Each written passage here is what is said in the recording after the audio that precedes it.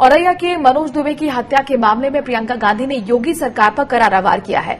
प्रियंका गांधी ने ट्वीट में लिखा है, औरैया में मनोज दुबे की हत्या हो गई। उनके परिवारजनों का वीडियो देखकर बहुत दुख हुआ।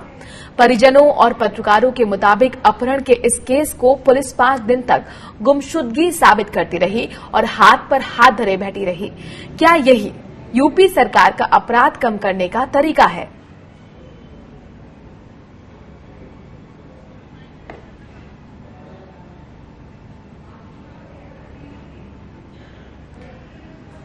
तो औरैया में मनोज दुबे की हत्या का मामला लगातार तूल पकड़ता जा रहा है। प्रियंका गांधी ने ट्वीट कर योगी सरकार से कई सवाल किए हैं।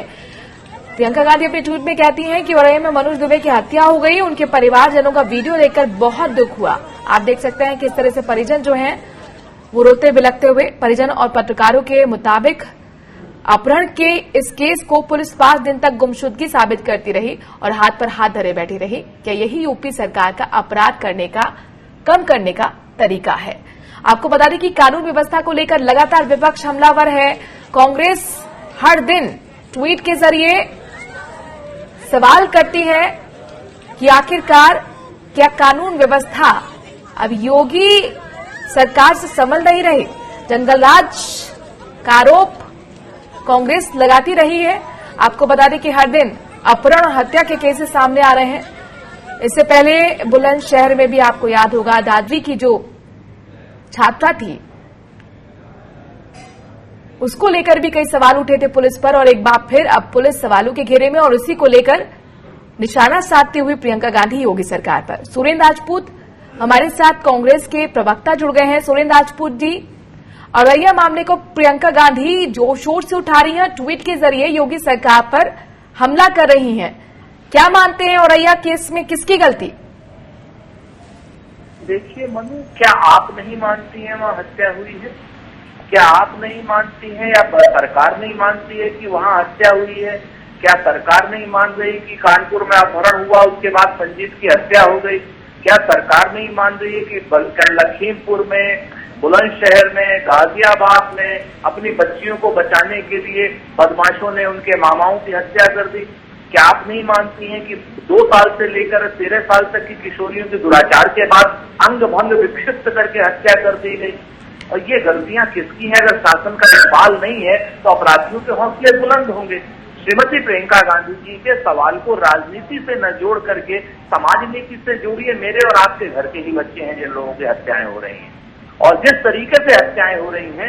और योगी सरकार सिर्फ हेडलाइन मैनेजमेंट में दुर्भाग्यपूर्ण स्थिति है कि योगी सरकार ये कह रही है कि सब अपराध कम हो गए और कितनी बलि चाहिए इस योगी सरकार को, ये देखने वाली बात है। जी, अभी आपको याद होगा कि दादरा में भी यही हुआ था कि जो छात्रा थी जिस तरह से उसकी मौत हुई उसे एक्सीडेंटल बताने के लिए कहा गया था, लेकिन यहाँ पर उसके बाद वो छेड़खानी वाला एंगल आया था।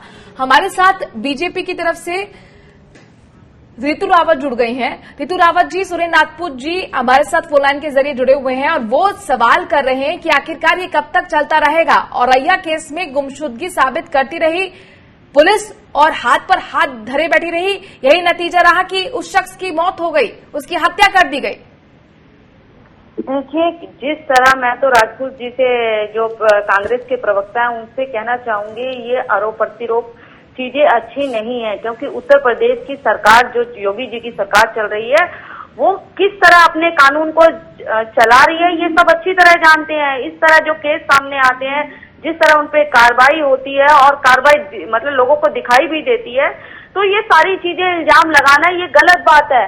ये आए दिन रोप प्रत्यारोप करते रहते हैं, ये क्या अच्छा है? आपके सामने इतने केसेस हुए, जो भी केसेस सामने आते हैं, यहाँ पर कांग्रेस प्रदर्शन नहीं कर रही है। रोते बिलखते परिजनों को आप देख सकते हैं, वो शव के पास बैठे हुए न्याय की मांग कर रहे हैं। सवाल ये है कि पुलिस एक्टिव अगर होती, सही से जांच करती, तो आज ये शख्स जिंदा होते।